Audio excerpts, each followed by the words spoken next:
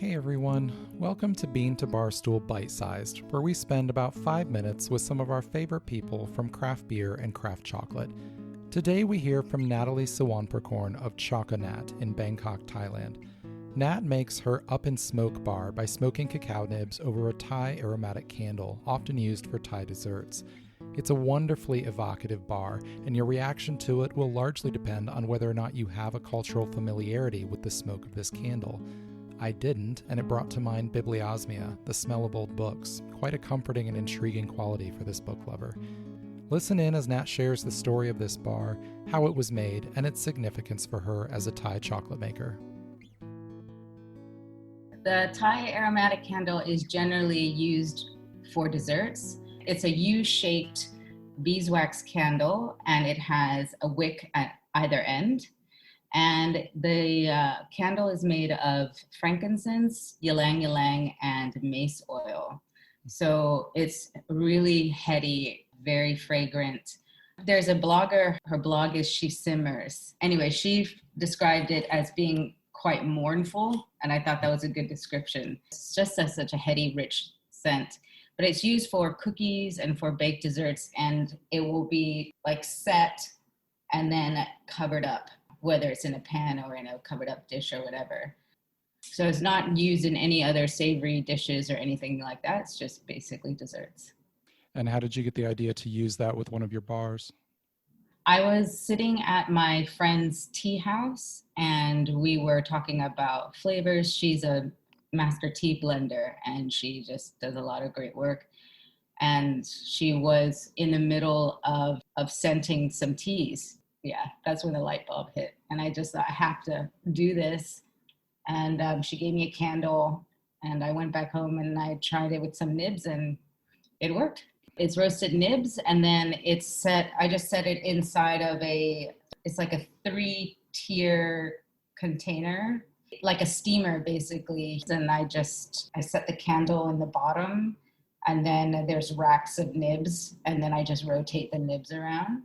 And then it's smoked over for many, many hours. What cacao are you using for that bar? Currently, I'm using Prachuap Kirikan, and Prachuap is on the southwest coast of Thailand. Flavor profile is quite mild. You know, it's kind of nutty, it's kind of cocoa-y. There's some fruit notes, but it's nothing as piercing bright as what's on Chantaburi. So I went with that. And I decided to roast it, just roast it at a profile that didn't pull out the underlying acidic notes that are inherent to that bean. And the smoke of this is a very specific flavor. Customers who love it are mostly Asian. There's some version of this smoke candle that's used within the region, and Westerners just don't get it. From people who are familiar with this flavor, what is the reaction? How do they respond to tasting that in a chocolate?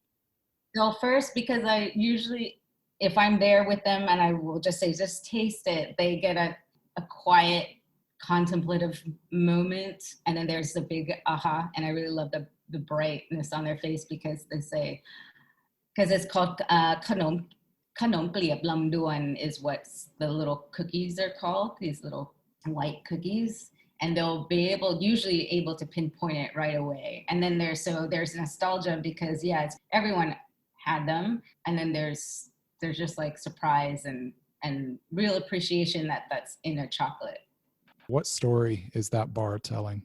It's telling a story of transition in a way. It is a classic traditional method that we've used for many generations in dessert.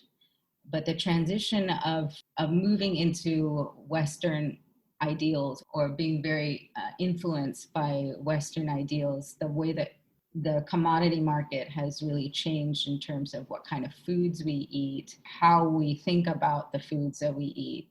I think it's so interesting that while we're an origin country and it's something that we've had for so long, chocolate is still a very new thing. So it falls within a realm of newness and of kind of Western ideology, like the Western ideas of chocolate. But then when you tie in together the resonance of a very ancient practice of dessert making and pull it in with chocolate, which is considered as new, there's a real cultural identifier then in that bar. It allows the person to think how their own culture, our own culture, can be infused in something that we consider to be a Western other, that in fact it has been and always will be a part of Thai culture, cacao, actually.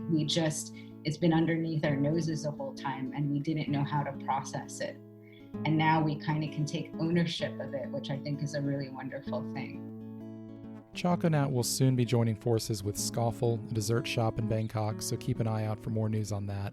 The music today was by my dear friend Anna P.S. My name is David Nilsson. Thanks for listening to Bean to Barstool Bite Sized.